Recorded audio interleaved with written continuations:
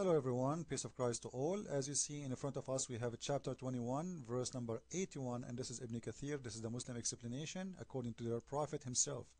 And here, if you remember before we spoke about this, Allah, He gave Salmon a flying carpet, and this flying carpet can fly for 1 month one way and 1 month to come back.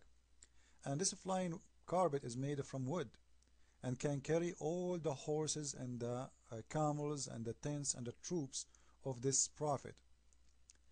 Many of you, they will laugh at this and they will say there's no flying carpet, and even Muslims, they will laugh, by the way, if you say to them, what do you think about a flying carpet, as long you do not mention to them that this is something exists in their Quran. But if you show them that this exists in their Quran, they will stop laughing and they will say to you, yes, it's true. It's proven by scientists from Japan.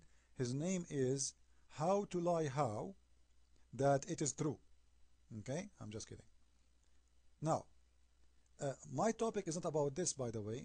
It's just because there's a connection. But before I move, just to show you that Muslims, when they translate, they are not honest. You will see in here first that according to the Quran, that even Satans, they work for the prophet. And in here you ask yourself, how Satan, he is under the control of a prophet to work for him, to bring him jewelries and money. And what kind of a prophet? Satans, they provide him with money and sources of power. This means that even the power of Sulaiman, according to the Quran, is a satanic power, because that's very clear evident that it's coming from what those Satan, they provide him with money and pearls and diamond. And he is controlling them, they are working for him. And even Allah himself, saying that they are the one who dive for him, do all kind of work, and even they build for him. Satans, and this is very weird. How, if Satan obey God, he is no Satan no more. Correct? Why he is Satan? Because simply he refused to obey. If he obey, he is no Satan. So Satan is not Satan in Islam. This is very funny. But Satan is Satan in Islam. This is very funny. So Satan, who confuse you, who make you deceived, who make you go to hell, he is under the control of the prophet, and he do what the prophet want. So he deceive you and he deceive everyone, so you go to hell, simply because Satan in Islam is a Muslim. And this is why Muhammad, he said in one of his hadith that he converted his Satan to Islam, because all Satans are Muslims. And you will see even Allah in here saying that Allah, he guard those Satans. He guard them. He is giving them protection. And some of them, actually, the ones who don't like, he will put them in chains and jail them. But the good ones, they are in charge with the King Salman, they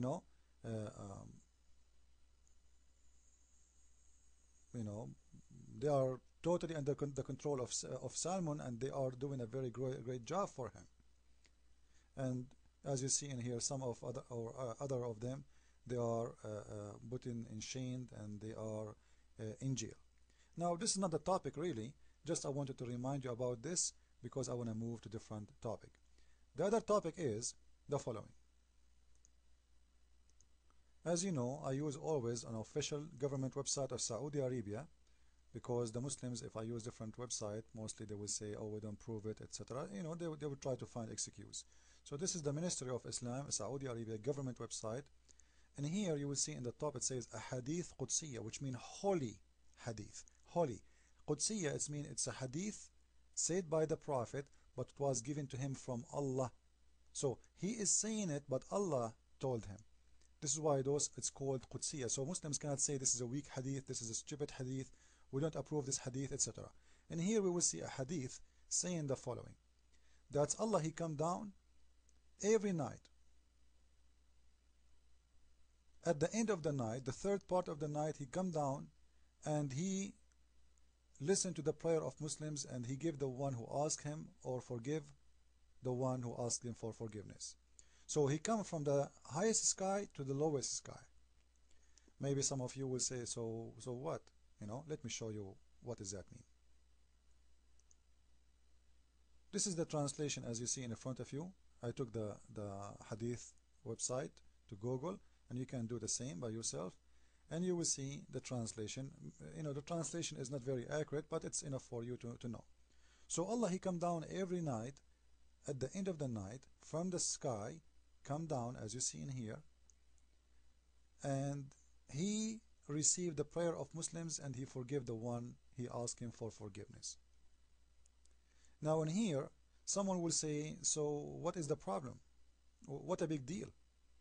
Like there is something wrong there? Well, listen to this. Allah is living in the seventh sky.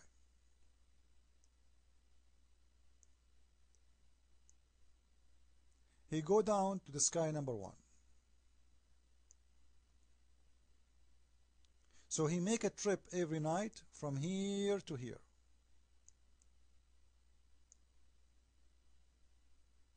Every night. And here what he do?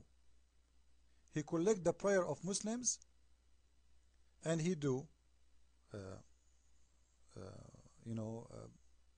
forgive them. So as long he forgive them in here, it's mean this is where Allah simply he get the Muslim forgiveness.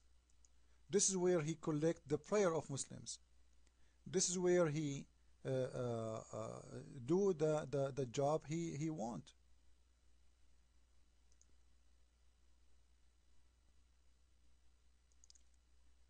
As you see in here, I'm using this picture just to imagine, let us imagine together how this hadith is explained to us where Allah he live. According to this hadith, Allah he live in this location here.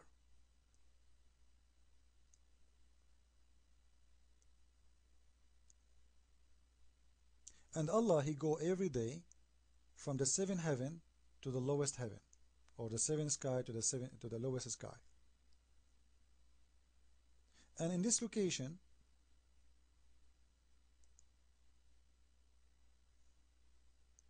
here, the prayer of Muslims is collected. Then we ask ourselves a very easy question. What is going to stop the Muslim prayer to stay in here? Like why the Muslim prayer cannot go all the way to Allah directly? So if a Muslim pray on earth, why his prayer don't go all the way to Allah, but his prayer have to stay and stuck inside this location? What is stopping this prayer from going? Something very funny and very weird. In the top of that, then we ask ourselves, what is holding the prayer in there, and which mean in the way like how we can save the prayer there? Did Allah install a battery in here? If there is a battery to save the prayer of Muslims, so Allah he go down to collect it. What is going to make that prayer stay in that location? How is sure that nothing will be lost? Do you have a memory? Do you have a hard drive? No problem. Forget about all this stuff. Then we will go to the other issue, which is as long Allah he cannot receive the prayer from this location, but he can receive it from this location, it's mean Allah is not all-knowing. Because if he is all-knowing, he can know about it from here. He do not need to go down here. And as long he is not all-knowing, it's mean he is not God.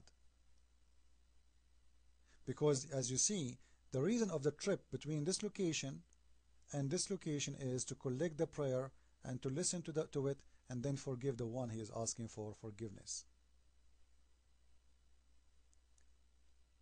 So as long he is not all-knowing, it's mean he cannot be God.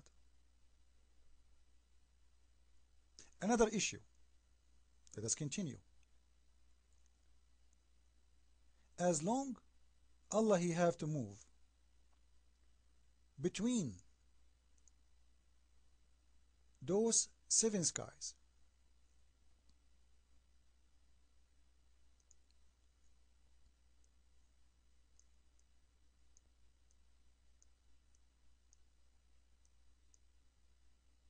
round trip, it's mean Allah he is a lot smaller than those seven skies.